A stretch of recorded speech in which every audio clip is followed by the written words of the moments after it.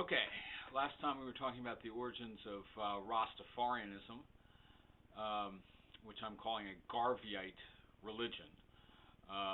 It regarded Marcus Garvey as a kind of prophet or John the Baptist figure, predicting the onslaughts of Jah Rastafari, Haile Selassie, the rather unlikely candidate for godhead of Rastafarianism.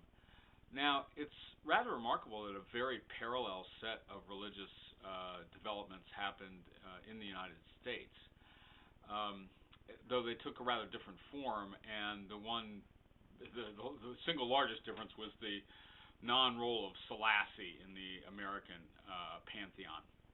But as explicit Garveyite religious tendencies, we might mention, for example, Robert Rogers' text, The Holy Pybee, or Fitzballantyne Peterborough's the Royal Parchment Scroll of Black Supremacy. These are explicitly Garveyite scriptures written in the 20s and 30s in probably Newark, both of them, though both the people were back and forth from the Caribbean. And a major figure here is the noble Drew Ali, Timothy Drew, who started a movement of black Islam in the United States, which he also connected with Native American teachings, wore a feather in his fez, and started a small movement called the Moorish Science Temple, teaching a kind of black-oriented or racialist or an explicitly Garvey-inspired Islam, and teaching that black people, Islam was the natural religion of black people, and that they would return to it as part of their liberation. They originated in Asia, actually, according to Drew. Now, noble Drew Ali was killed in the late 30s in Chicago, if I'm getting that right, and in a schismatic shooting, and a number of splinter groups emerged, one of them being the Nation of Islam of Elijah Muhammad, originally inspired, at least according to the Nation of Islam, by Wallace Fard, a mysterious tailor or seller of men's bespoke suits in the Detroit area. Now, Elijah Muhammad taught, as the noble Drew Ali taught, that Islam was the natural religion of the black man. Noble Drew Ali had taught that he himself was Allah, which is a flatly heretical view to anyone anywhere near Orthodox Islam. And Elijah Poole,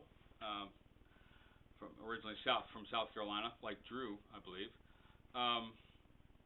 Elijah Poole taught that Wallace Fard was Allah incarnate.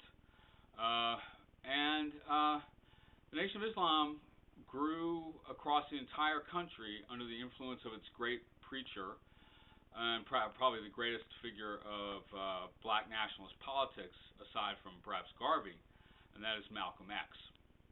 And they found Malcolm X in prison. The nation ministered to prisoners throughout its life, still does probably. And Malcolm X took the teachings worldwide. Now, like Rastafarianism, Nation of Islam was an immanentalist religion, which I'm saying means that you achieve redemption through social action rather than after death. It was an apocalyptic religion, had a very elaborate teaching about the end times and taking black folks home in the mothership, etc. These are Garveyite elaborations of Garvey teachings. And though, Elijah Muhammad claimed not to have been influenced by Garvey, which is ridiculous, but Malcolm X certainly was, and his parents were activists in Garveyite organizations. In fact, according to Malcolm anyway, his father was killed by the Klan for precisely that, being a Garveyite black nationalist.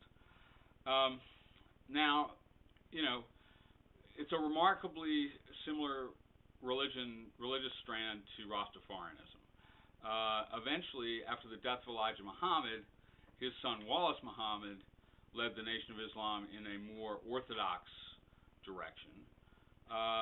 But you know, the original teachings were revived by Louis Farrakhan, who, by the way, Malcolm X's family held to be responsible for Malcolm X's assassination. Anyway, as many of these movements, there were internecine wars and difficulties. But one splinter group I might mention in New York in the 1960s of the Nation of Islam is the Nation of Gods and Earths, or the 5 Percenters. Basically, the idea being that 5% of humanity, usually the black portion, or 5% of the black portion, will be redeemed. Men are gods, women are earths, and children are stars. And it was kind of I guess what you might say, a loose outgrowth of the Nation of Islam, which under Malcolm X especially practiced a very ascetic, iron self-discipline. The Nation of Gods and Earths, under the leadership of Father Allah, was centered in a bar, and Father Allah himself was a famous professional gambler, among other things. Now, the height of the Nation of Gods and Earths, although Father Allah was killed in the late 60s, came during the late 70s in New York, at the time when hip-hop was invented. And what I'm suggesting is that the Nation of Islam and the Nation of Gods and Earths, or the 5 Percenters, play the role in hip-hop music that Rastafarianism plays in reggae music, and that both of these artistic expressions can't be understood except on the background of black nationalist politics.